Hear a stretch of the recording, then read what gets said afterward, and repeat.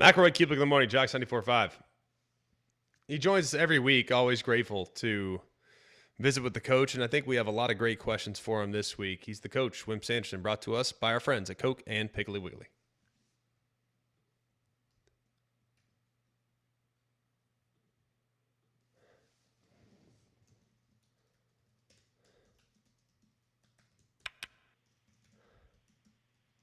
Good morning. What's going on, Coach? I think I'll talk about these games, especially about the Alabama game, and get your opinion because you're the smart one of the two and not me. I think fans don't know a lot about your technical play. They don't know when athletic director does the right thing. The offensive coordinator does the right thing or the wrong thing, or what. They just don't. They don't know. They don't know what you should do at certain times. They don't know the plays. They don't know the defensive calls and so forth. However, they do know the lack of effort, and they do know that effort affects the game, and they know that much. And I think in this particular game, talking about the Alabama game, that effort had something to do with the game. What you try to do, and I won't talk the whole. I want you to talk. You're the best one. But what you try to do as a coach is hopefully that your team is ready to play both technically and mentally. That's what you hope to do. If you see after the end of the first half that you missed on that and they're not mentally ready to play, that's when you get their attention at halftime. That's what I did. I'm trying to eye this, but that's what coaches do. Now, when you get through with that game, if the same thing continues to carry on, when that game is over with, you don't talk a lot. You don't get in there and lambaste them. You show them on the field by hard-nosed tackling, hard-nosed play, hard-nosed this, hard-nosed that, whatever, to get them to play the way you feel like they need to play mentally, not so much technically. I think those three factors, and I'll hush and say some other things, those three factors are the big factors in getting your team ready to play. Your thoughts on that? So you're a good quarterback. Go ahead. Yeah, I think it's kind of though. I don't know if yelling and screaming works. No, like it once did. No, I don't. You know what I mean? I agree. Like I feel like back in our day, it was like we're gonna go flip over the cooler of Gatorade and throw some stuff against the wall and punch the wall and threaten everybody's job and all this other stuff. Like I don't think it works like that anymore. You know what I mean? I wish it did. Yeah, I wish it did. I just don't think it does. And I didn't really mean to put it that way. I'm going to have. I'm one of the few people that have been on this show that have lived through Coach Bryant's deals and also have seen Coach Saban's because he and I are friends. You have your staff meetings, and you are the assistant coaches know that they're accountable to the head coach for the way their team is played. And you get that in an overall meeting offensively, you get it in an overall meeting defensively, and then you get it in an overall meeting with both teams, with both groups together, to talk about what you did on both sides of the football and why you did those things. And I think getting hard-nosed stuff for them, a little bit more hard-nosed. I don't know hollering and screaming. You're right. Hollering and screaming is certainly the answer, but I do think that you get after them. You're a lot less like when you went to see Coach Saban, you knocked on the door first. When Coach Saban, you knocked on the door first. You had a little bit of a feeling there that we're a little bit concerned. You swallowed a little bit hard. Even when I was a head basketball coach, when I went to see Coach Bryan, I knocked on the door first. There was that part there that made me realize that I needed to do things the right way, and of course I was trying to. And I'm not sure that I just didn't particularly care for. If they made the mistakes, I wasn't particularly cared for what went on after the game. Maybe kind of sitting around, I don't know. and I know that football is different than when I coached in basketball. It is to some degree. So I'm certainly not going to come in here and be a genius on anything. I do think that this day and time, the difference is lack of effort. If the fans think lack of effort is there, then it also affects lack of giving. And now we have to have giving. When I was doing it, $15 a month laundry money, nobody cared. But I think that is something that's really big. The other factor, Greg, and you can do most of the talking. I think it has a direct effect if you feel like that the effort was not there. And I don't know what y'all said. I have to listen to you just about every day. That it affects recruiting. I think when I go into a home, if it's down to Ohio State, Alabama, and Georgia, and I'm going in there to try to recruit for another team against Alabama, I'm going to sort of, in my nice way of trying to cut their guts out without being ugly. Talk a little bit about that. I do think that poor play like that can have an effect on recruiting. Now look, they got 11 more games, but I just think that's important right now. Your thoughts? I think it's all important. I mean, I think everything affects everything now, right? Because there's a direct correlation between how good you look and whether or not you're going to generate enough NIL to invoke a feeling of need from the fan base to contribute to said effort on the field. Sure. Now, there are a couple external factors at play here.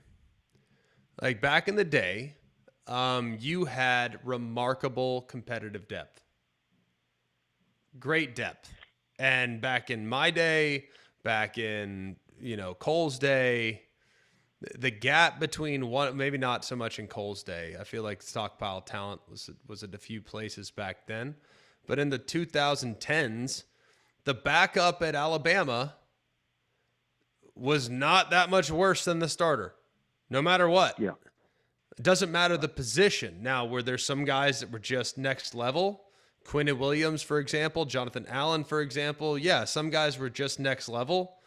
But even if they were playing at 85% one day, whether it's because of injury or because of just a tough day at the office, hey, get them out, because them at 85% is not as good as our backup at 100%.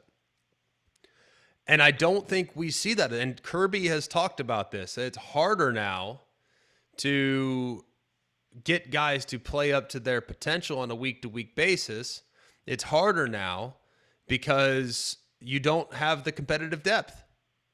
Like, hey, man, today you're just having an off day. You got wide eyes. You look slow. Your step's slow. You're not seeing it well. It happens. Guess what? We all have off days. It's not uncommon in college football. It's not uncommon in college sports. We all have off days. You don't get the luxury of subbing that guy out in favor of a backup that might be on, because the starter is so much better than the backup now, because the backup that you used to have is now starting at Kentucky. The backup that you used to have is now starting at Ole Miss. For example, Isaiah Horton gets hurt last week for Alabama. Or let's just say Isaiah Horton wasn't playing well. Let's just call it that. Let's say he doesn't get hurt and he's out there playing, but he's not playing very well. All right, hey, Isaiah, come here. We're going to put Caleb Odom in. Caleb Odom goes in. He balls out. Now Isaiah is like, I better practice hard to get my job back. Well, Caleb Odom doesn't see himself as a real important fixture on the team this year. He transfers to Ole Miss. So that guy is no longer there.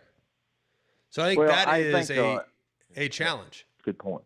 Yeah. I just think that, and I use the word if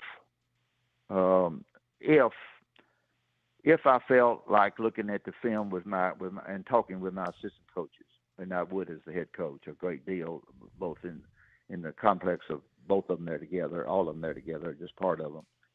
And I felt like there was a lack of effort for number one. Instead of the hollering and screaming, which I wouldn't do, number one would be number two, and number two Yes. would be number one. If number two play halfway decent, I would show them that I'm not going to hear what you have to say because I don't like the way you played. If you're not going to play hard, if you're not, and you know you can do a lot of that as a head coach with your assistant coaches, and then your assistant coaches have a responsibility to get their guys to where they should be. Twos go to ones, and ones go back to twos.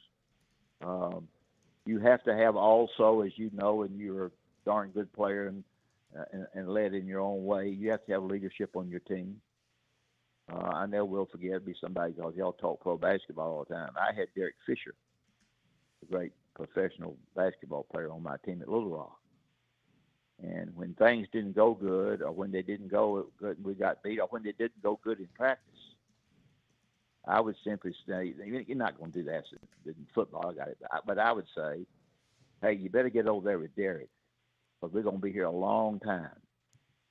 Now that's not a great example. It is a great example, but it's not either. It's you've got to call. You know, your assistant coaches can get the people that are playing the way they should be playing. By that I mean playing hard and giving great effort.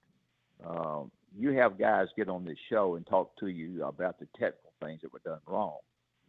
I would get on this show as a guy that knows nothing and talk about what I thought was the effort level, and I didn't think it was great. And hey, I could be wrong too. I got busted plenty of times. I did the best I could to get better players than my opponent and get them to play hard. That was my key. We're going into a game with 60, 50, 60 transfers. North Carolina's going into a game with 70 transfers. Yet just myself on your radio show last week, I said, you know, I feel really good about Alabama. I don't think transfers can get ready to play the first game. At the first series, both North Carolina and Alabama, if you think about it, played the same way. They both took the ball down the field and scored, and it went south for them. So I don't have the answers. I was that. You know, everybody says I don't have personality anyway, but I would put my bad personality on my guys pretty hard and try to get it better. Would I be completely negative and holler? No. Would I show them on the field the ones versus the two? Yes. Would I see my leaders, my 10 leaders in football at my office? Yes. And I would try to get my team back together. That's just me. I think it's good perspective, Coach. Wimp Sanderson joining us here on McElroy and Cubelic in the morning. Coach, I mean, you're not one that has ever been completely oblivious to heat, I would imagine. Anyone that's coaching at college athletics, you're going to take some heat from I think what is a pretty vocal minority. I do think the people are frustrated regardless of where they're at with how the team has looked at times in the last 2 years. And look, the buck stops with the head coach, understandably. I don't think he's exclusively to blame, but that's a conversation for a different day. How, as a coach, do you compartmentalize the outspoken frustrations of those that have watched the team underachieve in their eyes over the last 2 seasons? We're going to do our very best to do everything we possibly can to have this football team, this basketball team, doing a better job for you, the fans, and for our coaching staff and for your mothers and daddies playing at a higher clip and a higher level. We're going to do everything possible, and we're going to work at it, and we're going to separate the good from the bad. You don't go into it in deep detail publicly because you don't need to do that. Because if you don't, then they say, well, you need to be gone. I had always wondered at this point in time. I said this on my show, and it may be something that does, and I think he's a very good athletic director. Does your athletic director visit with your head coach as to what he saw, and because he was the one that selected him, and he's a very good athletic director. Does that just do you just turn the page on that? There's so many things that come up to me in mind. That basketball they didn't. Coach Bryant watched it. Coach Bryant watched my games from the top of the Coliseum. He didn't go down there because he didn't want to sign autographs, and he didn't know. He just knew where we won or lost. He didn't know how we played. So I think it's a lot of questions there. Nobody can answer it any better than you, because I think y'all were probably pretty much, as you would say, mentally ready to play just about every game. We were always mentally ready to play. Okay. I think it's funny how people will push back on that and say, well, what happened in South Carolina? Okay, well, we got beat physically in one-on-one situations a couple times. Like, we kind of ran into a buzzsaw. Like, it happens. Like, we were a good football team. And we had young corners, and Alshon Jeffrey went off. Like, it happens. I don't think it's some indictment on the coaching staff's ability to get players ready to play. I look at Florida State. I think they're a good football team. I really do. I think they're really good. What I saw last week was really encouraging. I think they were angry. I think they wanted it more. I think they took the fight to Bama, which is a tremendous quality. I also think it should hopefully serve as a wake-up call for the Tide moving forward. Like, hey, like, you're going to get punched in the face. Like, we got to respond better. We can't get tight. We can't get anxious. We can't play scared. We can't play with fear.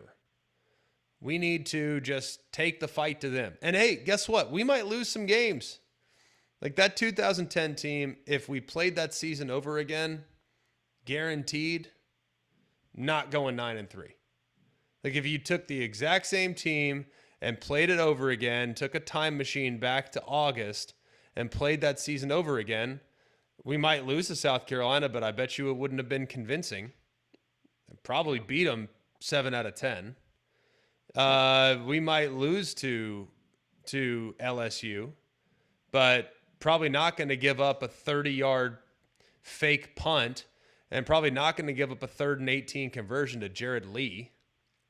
We might lose to Auburn, but the ball's probably not going to bounce end over end 40 yards downfield out of the back of the end zone for a touchback. Probably not going to have a drop in the end zone. Probably not going to get sacked because we slide the wrong way, and I'm probably not going to drop the ball. Probably not going to get a concussion on the field and not be able to lead the comeback drive at the end. Like, I mean, it's just probably not going to happen that way, but guess what? Stars align sometimes, and that's the way it goes. That's right. But it's not about getting hit. It's about the response. So what will you learn about Alabama this weekend when they take the field against Louisiana Monroe? Well, I think we'll learn a great deal by the twos and the ones. If those guys that he felt didn't play the way they should have played, and the assistant coach will have some swapping there. And hopefully the effort will be, that don't make any difference to me. Anybody can beat you if you don't play. Don't go in. I know it's very difficult to get teams. They read the papers too. They know you're 36 points. They're 36 points later, or whatever it is.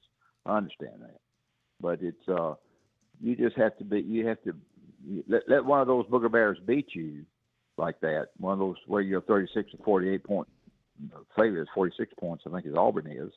Then you let one of them booger bears beat you, and you know it affects the future. Because it somewhat affects recruiting. To me, recruiting is the lifeblood of what you do, and then your next lifeblood is to get those teams that you have, those players that you have selected to play their fannies on.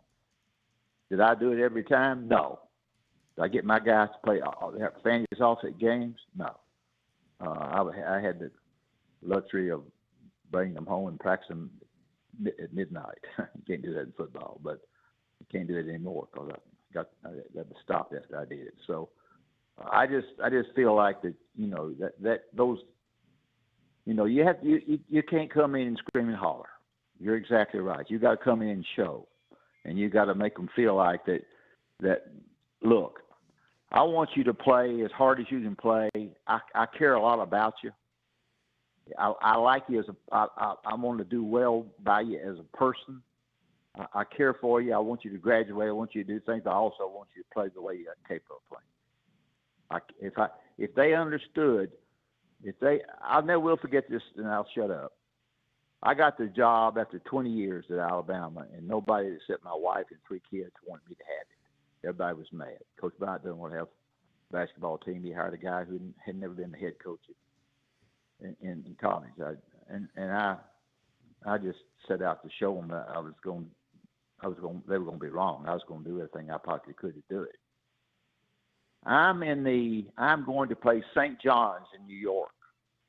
And my kids and I talked to Luke Honeysuckle, the coaches there. I said, my kids won't have anything to do with it. And he said, mine either. And so one of the assistant coaches came to me and he said to me, now this is not true at Alabama now, but I'm just talking. I said, why am I not getting these guys to play? He said, they don't think you care about them as people. And the minute he got that out of his mouth, I changed. And I made them darn sure for the next 11 seasons, plus that season, that they knew that I was going to practice their fanny off and I was going to care for them as people. And I don't think that's the statue at Alabama, because I think this coach has certainly got a personality quite different than that.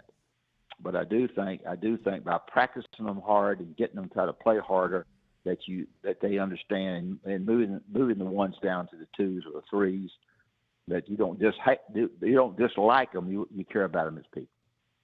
That's it. Yeah. Well, good stuff, Coach. You're always brought to us each and every week by our friends at Coke and Piggly Wiggly. Well, Coke Cold and Piggly Wiggly are great. I've been drinking Coke for a long, long time. Piggly Wiggly are great people. They got 9 locations at Birmingham. Stanley, and I'm supposed to eat lunch with Stanley today, who big part of Piggly Wiggly. Go back and then get your meats and vegetables and all you can want to get, and they'll do a good job with you. Appreciate you having me on, and I hope I said what I thought. Part of it was right, part of it was wrong, maybe, but I said it anyway. So, thanks. Always appreciate it, Coach. Thanks for your time. Coach Wimp Sanderson joining us here, helping us kind of get the coach's perspective of what's going on now in Tuscaloosa. When we come back, Dusty Dvoracek will join us, help us break down not just Oklahoma and Michigan, but also his game, Duke and Illinois, and why it's impactful for you, SEC listeners. Coming up next on Mac and Cube in the Morning.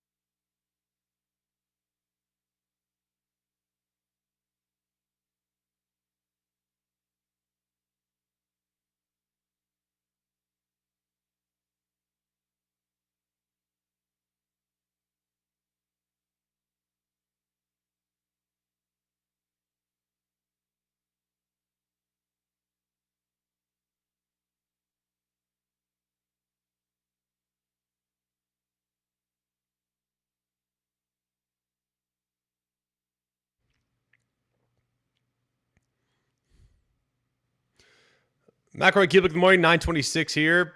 Won't waste any time, so we're a little behind. Dusty Dvoracek joining us now. ABC, ESPN, does great work there. Great teammate. Awesome on Dusty and Danny in the morning, each and every day on SiriusXM Channel 84. Just all over the place. Dusty, we appreciate your time, my friend. How we doing? I'm doing outstanding. Thanks for the kind words, Greg, and likewise to you, my friend. What a great game you had on Sunday night. I know that's not what we're here to talk about, but you and Sean were in midseason form with that Notre Dame Miami game. That was a great first weekend of college football, man. Minus your alma mater and probably a lot of your listening demographic there in Birmingham. But all in all, as just a college football fan, it really was an awesome weekend to kick off the sport we love so much. Oh, and y'all had a great one. Great scene in Boulder, Colorado Friday night. Just awesome. I have never done a game there. It looked amazing. Really, really want to go to a game there at some point. Assuming you can waft your way through the secondhand smoke, I feel pretty encouraged by the scene that they've been able to create out there. No doubt. They really have. And it did turn out to be a heck of a game. Some questionable decisions late, but the head coach seemed to think that they did everything right. But, yeah, if you can get past the second quarter secondhand smoke and not get too big of a contact high, you're probably going to be in pretty good shape. But it was my first game to do there also, Greg, and it was absolutely awesome. But we got a big one in Norman this week, and there's all kinds of question marks there in your state. So let's get to business, man. What you got for me? Well, I do want to ask you about your game because I talked about it earlier. I think it's like potentially the most impactful game of the weekend that is not getting nearly enough run as far as like national implications. So I do want to get to that one here in a moment, but we'll start with your alma mater. Seems like all systems go. Mateer looks amazing. We know what Michigan's going to do though with their defensive ends and their edge rush. My biggest concern is not that John Mateer will ball, because I know he will. But can the offensive line hold up against Michigan, a group that's taken over games for, half a century? To me, it's one of the biggest question marks of this game. And, last week against Illinois State, I was shocked when I watched that game and they could not get movement. They could not run the football. Now, they were a little shorthanded on their tackle positions. They had Derek Simmons, a player they brought in who was unavailable and they expected to start. And he's a true freshman, but there's a good chance Michael Fasusi is going to want to be in your starting left tackle. He was one of the top, arguably the best offensive tackle coming out, and he's been spectacular in both spring and fall camp. Neither of those guys could go. And it sounds like they're going to have a good chance to go this week. They need them to, because there was just a lack of physicality and lack of push in the run game. Protection was fine, and as you mentioned, Mateer was really good. But they didn't run the ball well whatsoever. And I think that's an area that they're going to have to find some semblance of a run.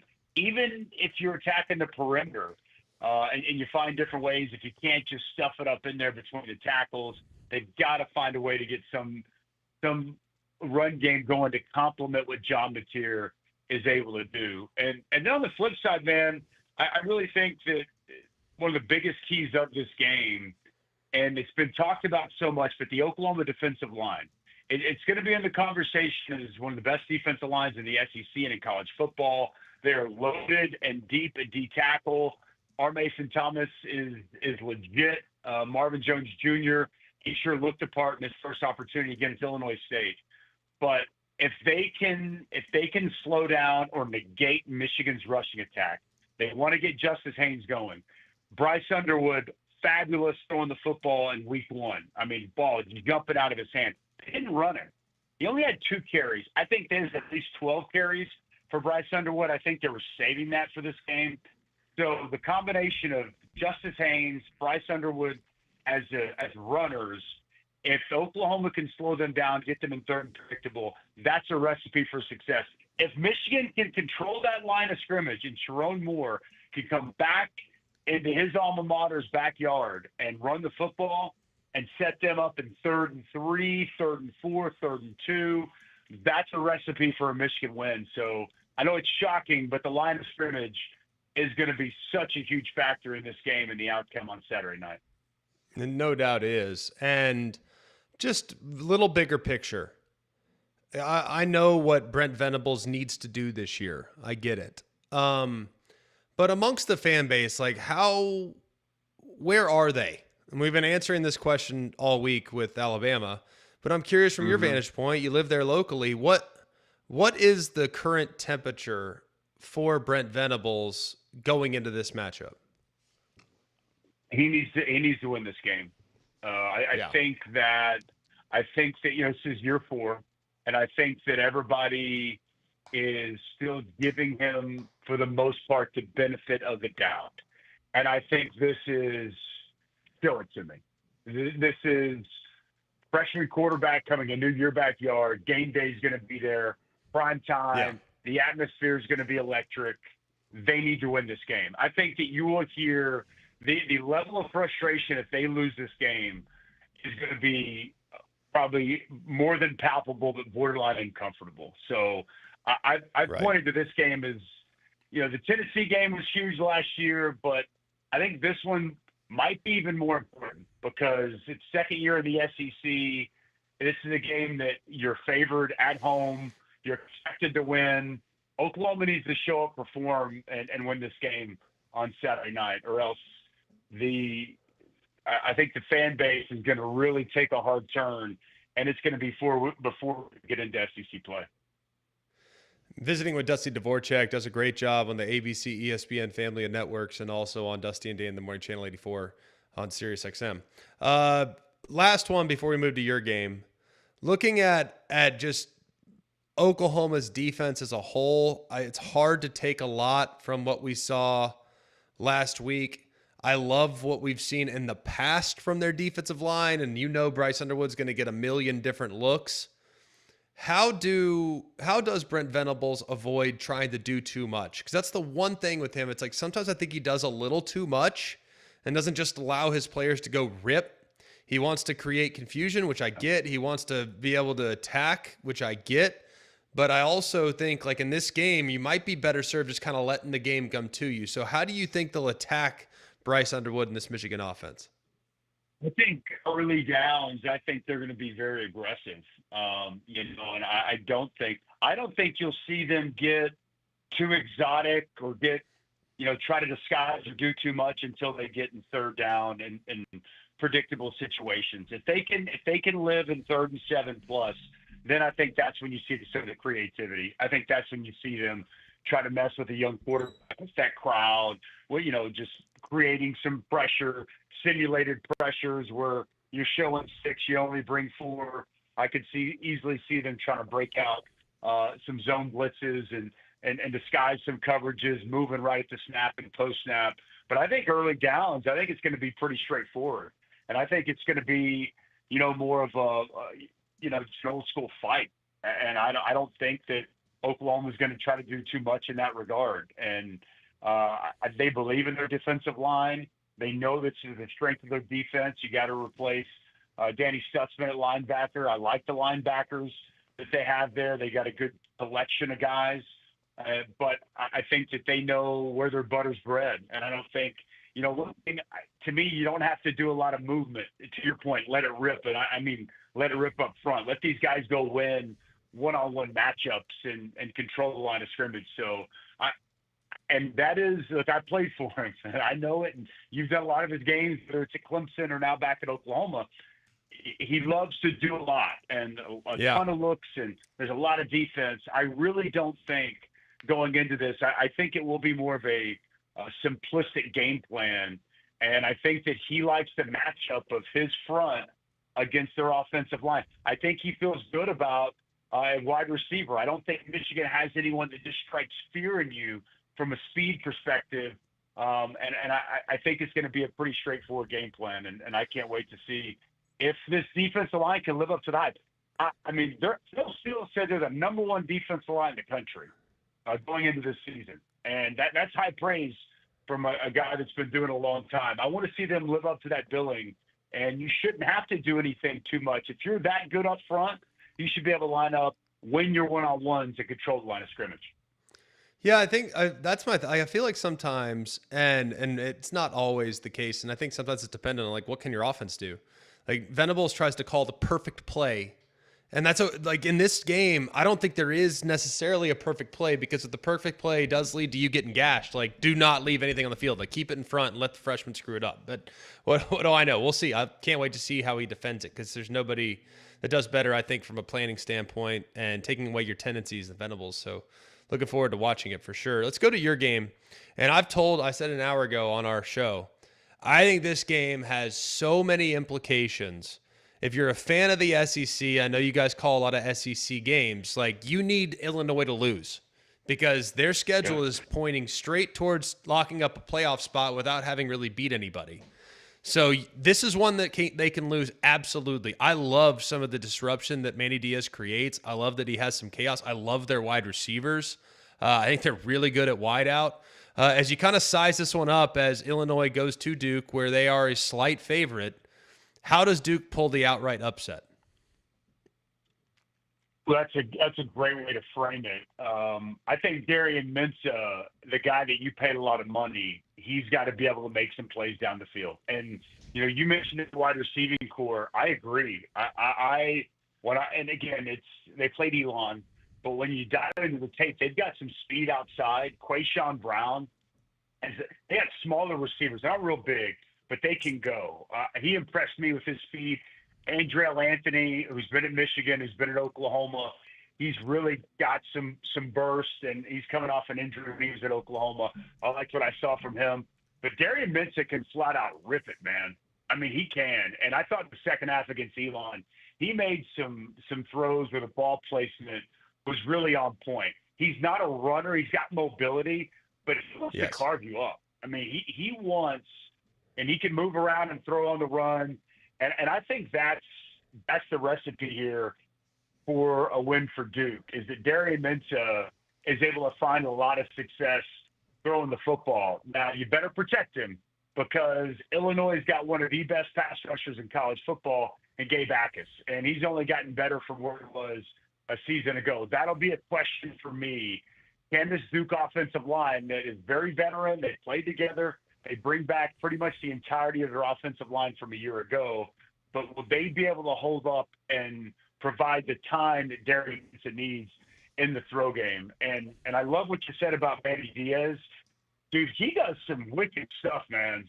Like, I mean, they are up the field, penetrative, creating negative plays defense. And when they get on third down, you want to talk about throwing different looks and disguising coverages and, dropping guys down and moving them around right snap and post snap. They do it about as well as anybody. And a lot of these guys are very veteran teams. Both these teams are very veteran teams, but they've got two edge rushers at Duke, Vincent Anthony Jr. and Wesley Williams. And I'll be intrigued if they can put some pressure on Altmaier if they're not able to create the running game that they want for Brett Bielema. I'm with you. I think this is an excellent matchup to kick things off on Saturday morning. And for Duke, if they could pull off this upset at number 11 Illinois, it would be huge for Manny Diaz in year number 2. I think that we're going to have a close one. And if Duke is able to win the game, I think we're saying, man, I really understand why Duke paid all that money to get Darian Mensah from Tulane. I think he's going to have to have a big game. Yeah, there's no doubt. Dusty, just terrific stuff, man, as always. Have a great game. Look forward to watching you and Dave and Taylor this weekend as you guys get ready to call that one. I believe it's that is noon. Yeah, noon. 11 o'clock Central Time on ESPN, buddy. Appreciate your time. You're the man. Thanks, Greg. Safe travels. We'll talk to you again soon, pal.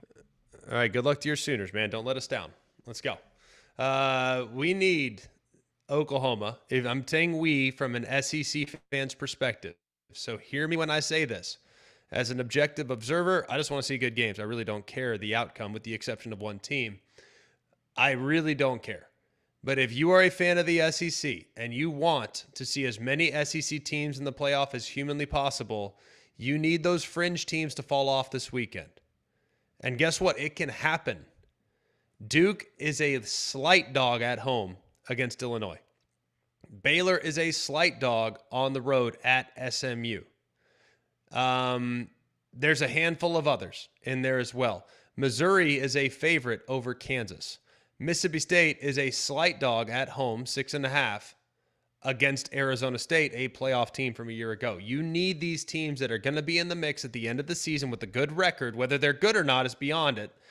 They will have a good record in some cases. You need them to have some losses because it will help the SEC as a whole. So if you are a fan of an SEC team and you want Auburn's win over Baylor to stand up for a few more months, you need Baylor to win. I think it's pretty self-explanatory. Pretty fun. Fun weekend. Not the sexiest weekend, but a lot of very intriguing matchups that have playoff implications here in week 2 because there's a lot of fringe teams.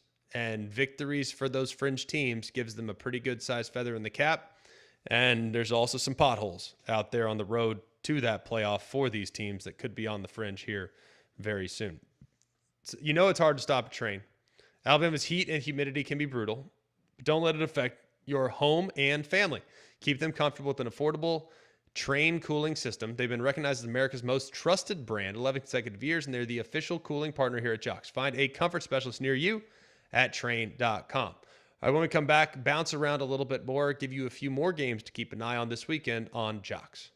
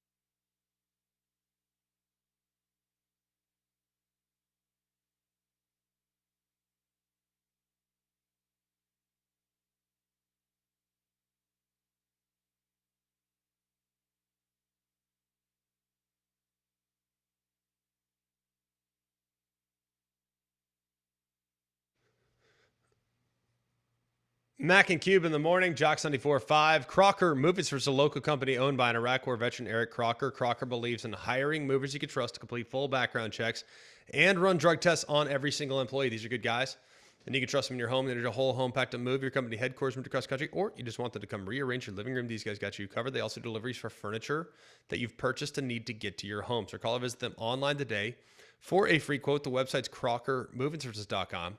That's CrockerMovingServices.com. Support your veterans by choosing Crocker Moving Services for your next move. A bunch of games this weekend to look forward to. We've hit a bunch of them. But one game I am particularly looking forward to, the Dallas Cowboys take on the Philadelphia Eagles, the defending Super Bowl champs. That game tonight is at 7:20 on NBC. Look, the Cowboys, it's been an offseason in which they've just absolutely dominated the airways. Like, how much relative to the defending Super Bowl champs, the Philadelphia Eagles, how much more have you heard about the Cowboys than the Eagles this offseason? Has there ever been so much coverage on a team that, frankly, didn't do much last year? Don't get me wrong. Like, I grew up a Cowboy fan. I understand just how big the Cowboys are, just how significant the coverage is of the Cowboys. But this was a team last year that went 7-10. And yet, at one point, by the way, they were 3-7. They have a new head coach in Brian Schottenheimer. They have lost their star player, and the last time they played at Philadelphia, they lost 41-7. Now, Dak Prescott was unavailable for a bunch of the games last year. By the way, the last two games they played against the Eagles, just for the record, Philadelphia 34-6 on Sunday, November 10th, and Philadelphia 41-7 on Sunday, December 29th. If I'm not mistaken, now I'm not a mathematician, but that is a grand total of 75 points to 13. Philly outscored them 75-13 last year. And that's the game that will kick off the 2025 NFL season. Now, will it do a massive number? Of course. Will the Cowboys get absolutely body slammed? Probably. I think that that's highly likely. Because so much, whether it's the new Netflix series involving the Cowboys or the Micah Parsons saga involving the Cowboys, which doesn't really help them much here in the near term. I don't think it's the worst trade, to be honest with you. You get 2 first-round picks and a Pro Bowl tackle, defensive tackle. I don't think it's the worst trade on planet Earth, but it doesn't help them now. It does help them in the future. And now they're going on the road. They're going to hang the banner, might give out the rings. Who knows what's going to go down tonight. But the Cowboys are going to get absolutely body slammed tonight. I'd be shocked if they don't. It'd be amazing if it's competitive. But I don't know. I don't feel very confident if you are a Dallas Cowboys fan this weekend. At least tonight. Nor should you. Maybe you'll feel confident in the season, but not tonight. It looks weak. Yes, the likelihood of Dallas being in the mix this year seems low, but they're always going to dominate the headlines. Coming up next on Get Up and First Take tomorrow, should the Cowboys just quit the season? Should they just shut it down? Stephen A. Automatic L. Who's got a better chance, Titans or the Cowboys? Cowboys. Titans. There's more hope with the Titans. He asked and answered his own question. Like, all right. It's Yes. Titans. There's more hope with the Tennessee Titans. Not that at least they know they're comfortable going 6-10 or It's an 5-11. improvement. It's an improvement. Yeah. Or well, they play 17 games now, so I guess 6-11. Yeah, absolutely. 5-12. We're trending upward. Yeah, big jump from where they were a year ago, but I remain pessimistic about both organizations going into this year. I can tell you I'm not pessimistic about. That's the experience you get when you use Shannara Flooring. They're the very best. Phil and his guys have stockpiled a ton of inventory so that they can give it away to you guys for a lot less money. You can get $10 off per box right now on the CoreTech flooring. If you go to fooandyou.com, you look at that Core-Tech flooring, it's dependable, it's durable, it's waterproof, it's pet-proof, it's amazing. And you can get $10 off per box. You can really stack your savings. That is amazing. Like I said, $10 off Core-Tech flooring. They have 40,000 square feet of it in stock, so you can take advantage of that inventory by getting a really nice deal. You can also get 12 months financing with approved credit. You can see it online at fooandyou.com. That's fooandyou.com. It's Shinar Flooring. When we come back, put a bow on the show and tell you why tomorrow's bad box score might involve the Cowboys and the Eagles. Next on Mac and Cube.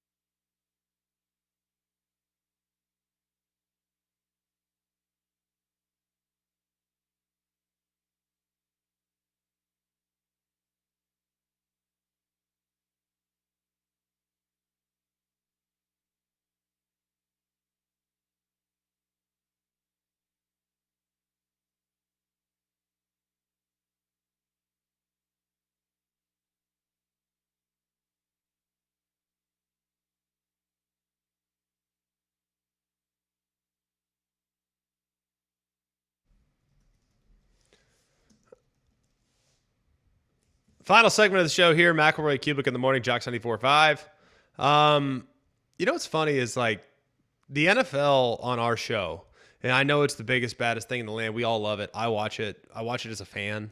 You know, I think like most of us. But you listen to any other radio show, it's like NFL, NFL, NFL, NFL. It's like nonstop NFL. Unless you're in, basketball season, for example, and you're talking Mavs or Lakers, and in New York, it's always baseball. Like there's always some semblance of Yankees, Mets, and sure the Knicks move the needle. Everyone beats up on the Jets and Giants. Like it's easy to you go kind of around the clock, but all the national shows, it's all NFL. It really is. It's such a blessing to be in Birmingham, Alabama, where NFL is absolutely important, but it is absolutely secondary. Like, it's amazing. I mean, it really is.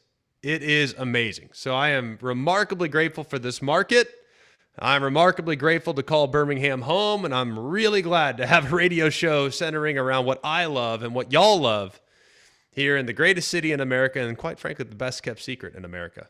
I hope nobody finds out just how awesome Birmingham is, but we also have incredible listeners in Huntsville, by the way, is growing every day. We got Montgomery, we got Mobile. We live in the great state, ladies and gentlemen. It is the best. I love living here because it's college football first. Because I really don't want to talk about how the Cowboys are going to get work tonight. I really don't want to talk about whether or not the Cowboys made a good trade by trading Micah Parsons, whether he's going to play, if his back's going to hurt, if he can't play, if they if he does win, play. But yeah, You're leading off. Oh my gosh, it'll be brutal. And how Micah Parsons wearing number 1. First guy says Curly Lambeau to wear number 1 for the Packers. It's like, oh my gosh, I don't care. Let's talk ball. We'll do it tomorrow on a Max Ball Friday. 3-Man Front's next.